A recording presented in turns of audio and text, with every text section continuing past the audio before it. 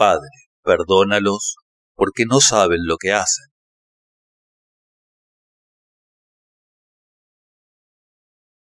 Leemos los evangelios, los comentamos, pero corrientemente no alcanzamos el pensamiento de Jesús, porque la mayoría de las veces interpretamos las palabras y los actos de alguien en función de su propio punto de vista limitado e, incluso, en función de sus propias lagunas y defectos.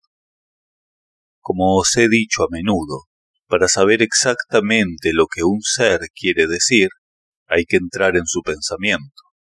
Existen métodos para comprender lo que han dicho o escrito hombres que murieron hace ya mucho tiempo, y todos aquellos que poseen estos métodos llegan necesariamente a las mismas conclusiones. Si nadie se pone de acuerdo, es precisamente porque se desconocen estos métodos. Hay tantos comentarios diferentes como comentaristas, y ahora la gente está ya tan harta de todas estas interpretaciones, incluso de las de los evangelios, que no quiere oír hablar de ello. Y es normal. Tomemos un ejemplo. Desde hace 2000 años se citan las palabras que Jesús pronunció en la cruz.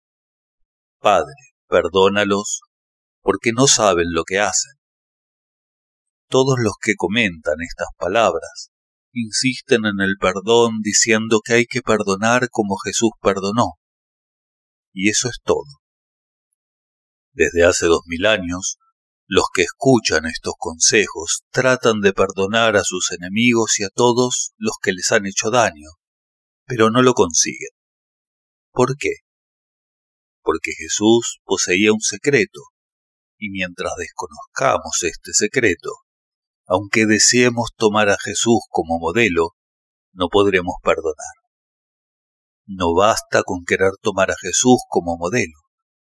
Hasta que no consigamos establecer un contacto con Él, gracias al conocimiento y a la comprensión de lo que Él mismo conocía, seguirá estando lejano, inaccesible, y no podremos imitarle.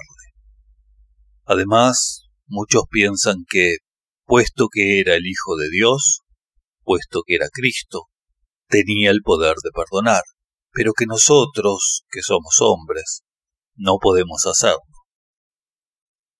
Lo que voy a explicaros ahora os mostrará cómo perdonar a todos los que os han hecho daño. Algunos dirán, pero es que nosotros no queremos perdonar. Bien, haced lo que queráis, pero solo vosotros seguiréis estando abrumados, atormentados, envenenados, y os sentiréis tristes y desgraciados. Porque guardar rencor a alguien es algo espantoso. Hay que hacer algo para escapar de esa situación y, como no es aconsejable matar a vuestro enemigo para desembarazaros de él, más vale perdonar. Yo os diré cómo. Estudiemos la frase de Jesús. Padre, perdónalos porque no saben lo que hacen.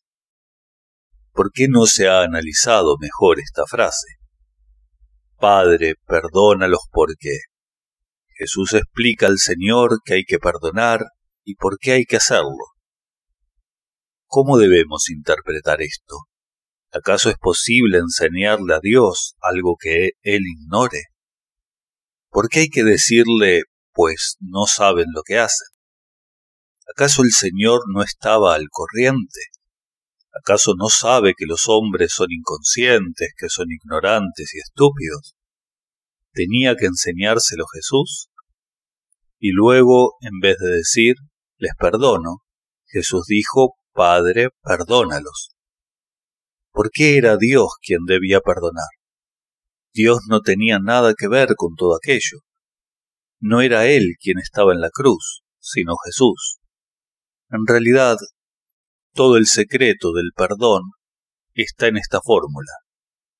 Al decir, Padre, perdónalos, Jesús se conectó con Dios, y por este vínculo se situó muy alto, por encima de sus enemigos y de sus verdugos, y desde allí solo podía compadecerles porque su conducta probaba que no eran inteligentes, que no tenían luz y que eran por tanto pobres y miserables, porque estar privado de luz significa verdaderamente carecer de todo. Así pues, en este estado superior en el que Jesús se había situado, veía tan claro la miseria de los demás que ni siquiera tenía necesidad de perdonarles. Esta fórmula es un método psicológico que Jesús utilizó para actuar internamente sobre sí mismo. Diréis, no, nada de eso. Jesús sabía que Dios es terrible e implacable, que castigaría a sus enemigos y por eso le suplicó que no le exterminase. No, Jesús enseñaba que Dios es amor. ¿Por qué, pues, de repente, pensó que debía proteger a los hombres de la cólera divina? Si lo hubiese pensado, se hubiera puesto por encima del Señor, creyéndose más grande, más generoso, más misericordioso que Él, y eso no es posible. Padre, perdónalos porque no saben lo que hacen. Es una fórmula que Jesús utilizó para poder vencer y transformar la última gota de rencor que podía quedar en él. Porque no penséis que Jesús fue siempre tan indulgente, tan dulce y tan gentil. Ya habréis leído todo lo que les dijo a los fariseos y a los saduceos. Les decía cosas espantosas. Ciegos, hipócritas, insensatos, sepulcros blanqueados, serpientes, raza de víboras. Había pues algo en él que le impedía perdonar. Pero quería perdonar. No quería que en él quedase un solo átomo de hostilidad hacia los humanos, ni siquiera hacia sus enemigos. Puesto que había dicho, amad a vuestros enemigos, debía dar ejemplo haciéndolo él mismo. Y es esta oración, Padre, perdónalos, porque no saben lo que hacen, la que le dio de pronto el poder de perdonarlo todo. Si tratamos de explicar estas palabras de otra manera, todo se complica. Cabe suponer que Jesús no creía tanto en el amor de Dios y que era él quien debía aconsejar a Dios que fuera bueno e indulgente. Se ponía pues por encima del mismo Dios.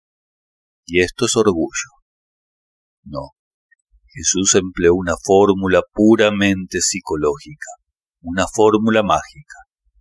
Gracias a esta fórmula se situó arriba, muy arriba, y situó al mismo tiempo a sus enemigos muy abajo, para así suscitar en sí mismo una gran piedad para con ellos. Cuando vemos cuán ignorantes, embrutecidos y miserables pueden ser los humanos, ya no deseamos aplastarles, y en eso se basa la nobleza. La nobleza consiste en no atacar al pequeño cuando nosotros somos grandes, en no abalanzarse sobre el débil cuando somos fuertes. Y Jesús era tan grande en su amor, en su ciencia, en su poder, que pudo perdonar. De otra forma, con los poderes que poseía, era capaz de proyectar rayos que los hubiese aniquilado a todos.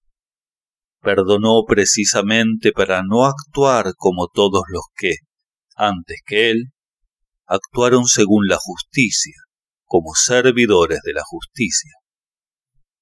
Cuando se actúa en nombre de la justicia no se perdona, ojo por ojo, diente por diente. Pero Jesús vino para enseñar el amor, la piedad, el perdón de las ofensas y por eso, en el momento de morir, pidió clemencia por sus enemigos. Cuando se comprende el secreto de estas palabras, entonces se pueden utilizar y los resultados son extraordinarios. El que es pobre y débil espiritualmente no puede perdonar, procura vengarse. Para perdonar al que os ha hecho daño, hay que ser grande, rico y fuerte, luminoso. Hay que decirse, puedo perdonarle, pobre. Está tan necesitado de luz, de conocimiento, de nobleza, ni siquiera sabe en qué condiciones se sitúa, porque las leyes de la justicia divina son implacables, y sufrirá para reparar el mal que ha hecho. Mientras que yo, aunque de momento soy su víctima, debo sentirme sin embargo privilegiado por trabajar para el bien, para el reino de Dios, para la luz. Y si pensáis así, comparando todo el esplendor en el que vivís al haber escogido el camino del bien, con la miseria y la oscuridad de aquellos que son injustos y malvados, se apodera de vosotros un sentimiento de piedad, lo que no podríais obtener por ningún otro medio. Lo alcanzáis fácilmente de esta manera. Algunos dirán, pero esta actitud se parece mucho a la del fariseo del Evangelio, que rezaba en el templo dando gracias al Señor por no ser como el resto de los hombres, ni especialmente como ese publicano que estaba postrado a cierta distancia suya. Es orgulloso, en absoluto. El fariseo se vanagloriaba de ayunar 2 veces por semana, de pagar el diezmo por todos sus bienes, etc. Y por esta razón despreciaba al publicano, sin sospechar que éste quizás era mejor que él. La actitud de la que os hablo es diferente. Lo que quiero decir es que si sois víctimas de calumnias y de injusticias, al reconocer y enumerar todos los esplendores que Dios os ha dado y de los que carece vuestro enemigo, os veis obligado a reconocer que en realidad sois unos privilegiados. De momento vuestro enemigo triunfa, de acuerdo, ha conseguido haceros daño, pero, de todos modos, es a él a quien hay que compadecer, puesto que uno es siempre digno de lástima cuando hace daño, ya que un día la justicia divina le castigará de una u otra forma. ¿Veis? El sentido es completamente diferente. Leer los evangelios está bien, pero hay que saber profundizar en ellos y comprender lo que pasaba por el pensamiento y el corazón de Jesús en el momento en que pronunció algunas frases. Cuando dijo, Padre, perdónalos, porque no saben lo que hacen, se conectó con su Padre para poder perdonar a sus enemigos, a los fariseos y a los saduceos. Jesús, que contaba con la más grande integridad y honestidad, no podía sino atraerse la enemistad de los fariseos y de los saduceos, a quienes criticaba y fustigaba sin cesar. Evidentemente, podríamos decir que Jesús no era muy diplomático ni psicólogo, que debía saber de antemano que al atacar a personas inteligentes e instruidas que ocupaban los más altos cargos, corría grandes peligros. Siempre les desenmascaraba, e incluso en público, delante de la multitud, descubría sus defectos diciéndoles, «Ay de vosotros que cerráis a los hombres el reino de los cielos. No solo no entraréis vosotros en él, sino que impedís a los demás que lo hagan». Les reprochaba también que buscasen los mejores sitios en los festines y que robasen los bienes de las viudas en las sinagogas, etc. Si Jesús hubiese sido más prudente con los fariseos y los saduceos, sin duda éstos no le habrían hecho tanto daño. Pero los provocaba. Sí, verdaderamente, en este punto hay que ser honestos. Jesús les provocaba sin cesar. Entonces, ¿cómo queréis que los otros aceptasen semejante situación? No podían hacerlo. Se merecían desde luego todos los reproches, pero Jesús hubiera podido acusarles un poco menos. Diréis, ¿y por qué lo hizo? Para que las Escrituras se realizasen, para que su misión se realizase. Estaba escrito. Si no hubiera actuado así con respecto a los fariseos, nunca hubiera sido crucificado y la historia hubiese seguido por otros derroteros. Nada de cuanto ocurrió después hubiese sucedido. He aquí, pues, el trabajo que Jesús tuvo que hacer sobre sí mismo en el momento de morir para poder superarlo todo, y empleó esta fórmula para poder perdonar a sus enemigos. En la tierra es imposible encontrar a alguien que no experimente ninguna hostilidad o antipatía alguna por alguna persona. Ni los seres más elevados pueden escapar a algunos pensamientos o sentimientos negativos. Sin embargo, estos seres poseen toda una ciencia precisa con métodos y fórmulas, gracias a la cual logran vencer y transformar todas sus debilidades. Y este es su mérito. No creáis que nacen llenos de amor, de inteligencia, de sabiduría y dotados de todas las virtudes. No, deben adquirirlas. El saber, el poder, hay que adquirirlos. Pero sepamos que el hombre viene a la tierra con ciertas cualidades que ya obtuvo en otras encarnaciones. Y Jesús vino con unas riquezas y unas virtudes inmensas, pero, sin duda, en él aún había una o dos pequeñas debilidades que vencer. Los cristianos no aceptarán jamás una cosa así. Lo sé, porque piensan que esto disminuiría el valor de Jesús. De ninguna manera, al contrario, Jesús es cada vez más grande para mí, a medida de que me apercibo de cómo consiguió vencerlo todo. Incluso venció, fulminó el miedo que se había apoderado de él en el jardín de Getsemaní. ¡Qué batalla! ¡Qué lucha! Este miedo eran fuerzas milenarias que estaban escondidas ahí en el cuerpo humano, y él las venció. Un sudor de sangre fluía sobre su rostro cuando le rogó a su padre: Padre, si es posible, que esta copa se aleje de mí. Pero inmediatamente después añadió: sin embargo, que no se haga mi voluntad, sino la tuya. Y cuando estaba en la cruz gritó: Elohí, Elohí, lama sabachthani. ¿Qué significa? Dios mío, ¿por qué me has abandonado? Para decir algo así, para sentirse abandonado por Dios, ¿en qué turbación, en qué sufrimiento debía estar? En realidad, Dios no le había abandonado, pero esta sensación de abandono puede ser percibida incluso por los más grandes iniciados. A continuación, Jesús volvió a encontrar la plenitud y la luz y murió diciendo: Padre, en tus manos encomiendo mi espíritu. No creáis que al decir esto disminuyó la gloria de Jesús. En absoluto. Jesús es grandioso para mí, más grande que para muchos que se dicen muy creyentes pero que, en realidad, no saben todavía quién es Jesús. Para mí Jesús es muy grande, aunque yo diferencie la figura de Jesús de la de Cristo.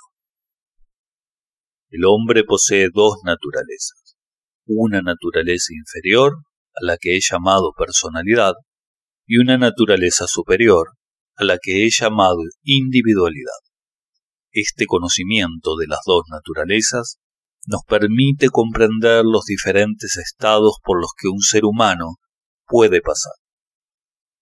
En general se confunde todo, y los cristianos dicen Jesús o Cristo sin hacer absolutamente ninguna diferenciación. Jesús era el hombre que vivió en Palestina en una época determinada, y Cristo es el principio divino que Jesús recibió en él y que se manifestaba a través suyo.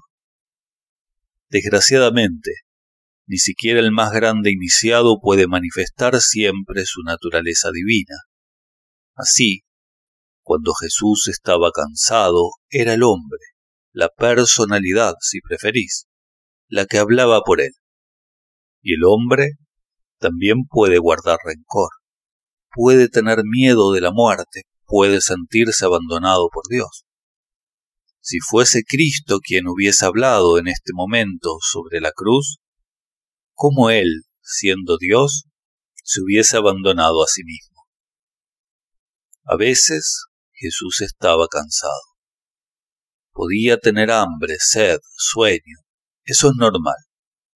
Pero, cuando Cristo hablaba a través suyo, decía: mi Padre y yo somos uno. Yo soy el pan descendido del cielo. Yo soy la cepa y vosotros los sarmientos. Yo soy el camino, la verdad y la vida. ¿Está claro? ¿Verdad? El aspecto humano puede tener de vez en cuando lagunas, deficiencias, un ensombrecimiento. Pero cuando el principio divino se manifiesta, cuando el principio divino habla, ya no hay errores ni debilidades. Debemos tener esta llave cuando leamos los Evangelios o cualquier otro libro sagrado para saber si, en cada momento determinado, es el hombre o la divinidad la que se manifiesta a través de un ser. Y para vosotros, este principio es idéntico. Es preciso que sepáis que tenéis dos naturalezas, una naturaleza humana y una naturaleza divina, y que no debéis confundirlas. Y precisamente ahí es donde se cometen faltas y se producen errores. En este punto es en el que nos equivocamos con mayor frecuencia. Cuando la voz divina habla para dar buenos consejos, no la creemos y se cometen tonterías. Pero cuando es la voz de la personalidad la que habla, la escuchamos inmediatamente. Y también se cometen tonterías. Hay que saber discernir. Todavía no habéis puesto la atención necesaria en esta cuestión. Saber discernir las dos naturalezas y saber a cuál de ellas escuchar. Esto es muy importante, porque las consecuencias que se derivan de ello son inmensas. Todas las desgracias del hombre provienen de su incapacidad para discernir cuándo es la personalidad y cuándo la individualidad la que trata de influirme. A menudo os he hablado de este tema y os he insistido en él, pero no prestáis atención.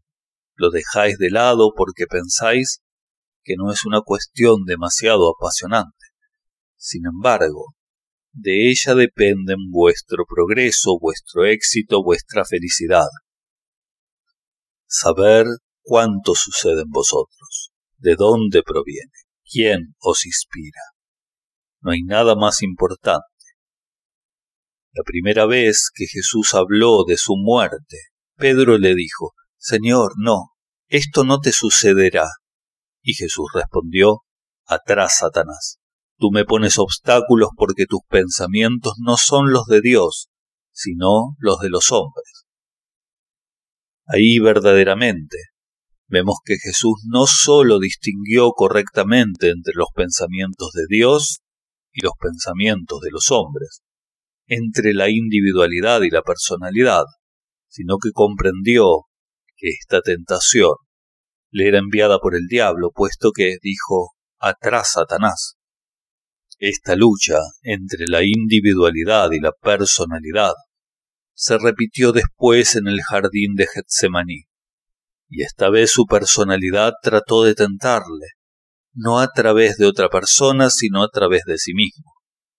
Y él le dijo también a su personalidad: cállate, y al Señor: hágase tu voluntad y no la mía.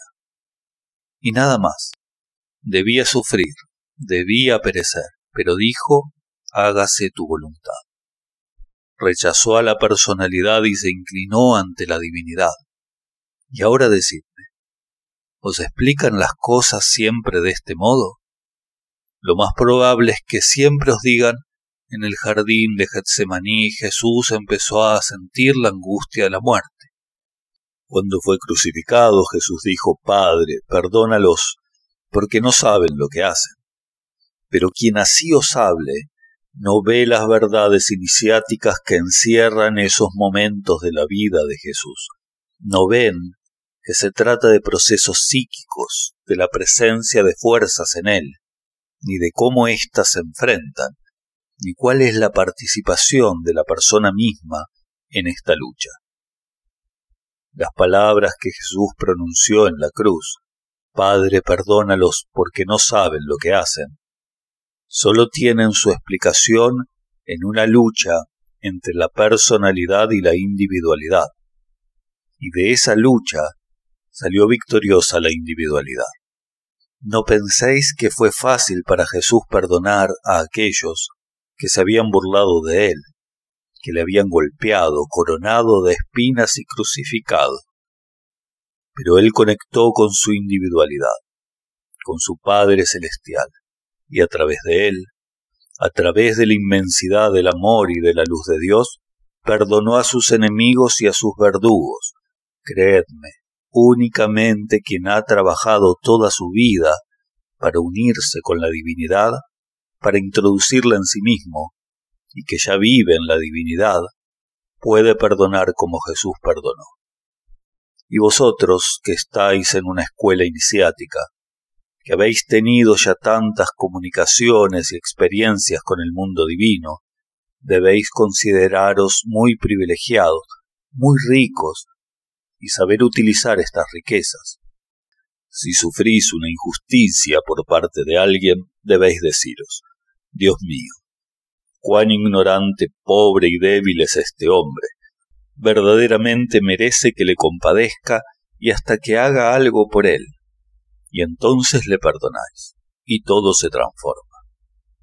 En vez de alimentar el rencor y los deseos de venganza, todo queda borrado inmediatamente.